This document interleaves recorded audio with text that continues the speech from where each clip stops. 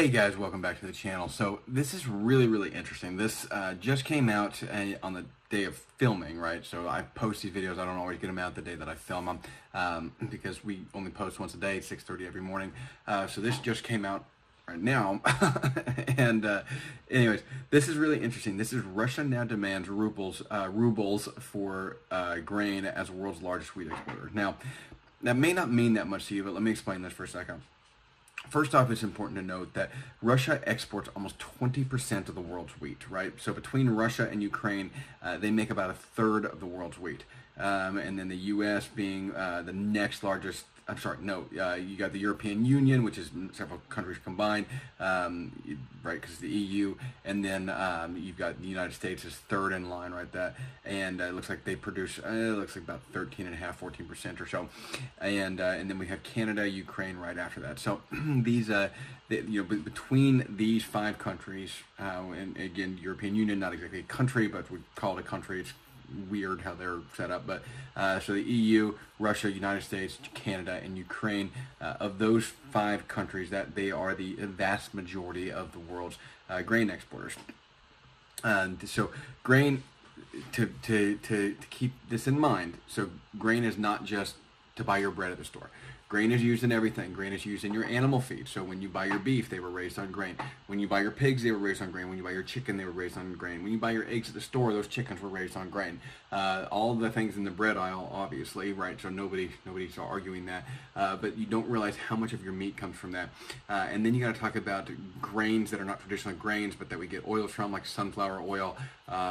So those are really interesting. It says that sunflower oil and extracted meal are the next to follow. And so this is really interesting because what they're doing is they're basically doing what we did with the petrodollar, right? How we created the petrodollar, but they're tying it to food, and this is really neat, and very, I shouldn't say neat because it's going to be bad for everybody else, but it's very smart on Putin's part, because what this is going to do is it's going to tie him as the 1/5 of the world's grain reserves and grain exports.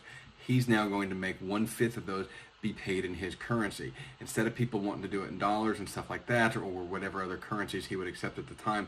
But now he's demanding it paid in the rubles. It's really interesting because this is further goes to show you that he doesn't really care about the sanctions, and so we continue to talk about sanctions. That we're sanctioning them. They don't care, and he doesn't care what the Dixie says and what the index is and what his dollar is worth to ours. What he cares about is what his dollar is being traded for internally, and what he cares about is what kind of deals he can work with China, Saudi Arabia, Iran, different countries that are willing to trade with him. And China is going to trade with him, and China is such a large producer in the world of everything that the fact of the matter is he doesn't need the U.S. and he doesn't need the UN, the EU. He doesn't really need them for anything other than buying his products, and they're going to, because they don't have either the capability, the desire, or simply the reserves for producing their own oil and getting enough of it. They have to import from him, and so the fact is that, and we're going to talk about this today in our live chat, but the fact is that they need oil from Russia, and so they have to deal with him. He doesn't have to deal with anybody else. So he's actually in a much stronger position of power than what we in our American media are giving him credit for.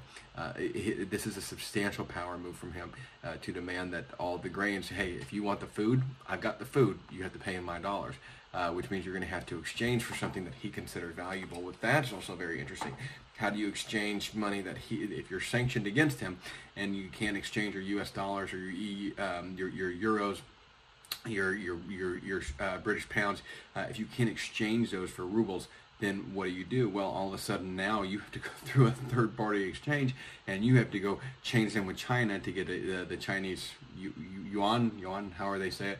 You have to get the Chinese dollar, call that, and then you have to take that Chinese dollar to and convert it to rubles. So not only do you add a secondary transaction fee, which is basically what we've been doing for a long time, right? Because when people wanted to buy oil, they had to come and get a U.S. dollars and then exchange it, and then they would get their oil. And so it was this kind of this triangular, like, hey, pass the money here and pass it down here, and he's basically creating the same thing with food.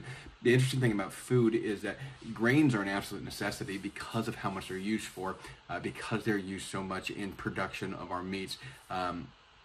There's no way around purchasing the grains. You just kind of have to do it, right?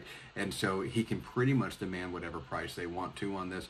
And these laws of saying, hey, we're going to make this rubles, it's going to end up making the Russian internal economy substantially stronger, which is in truth what he cares about.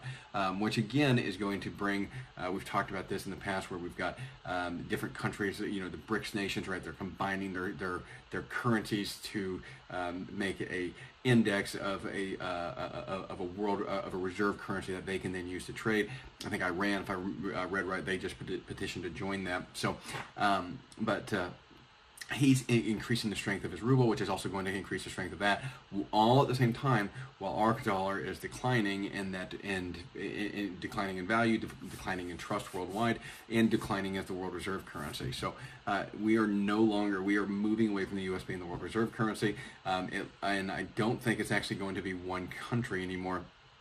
I think you're going to end up having an alliance of countries creating that world currency, that reserve currency, and that things are going to have to be traded in that, which is going to add to the price. It's not going to be a big deal, even after the sanctions are removed, when we have to do all these trading. But the bottom line is if we want to go to war with Russia, we risk losing all this, and which, even if we don't trade with Russia, it's going to drive the prices of our grains up drastically.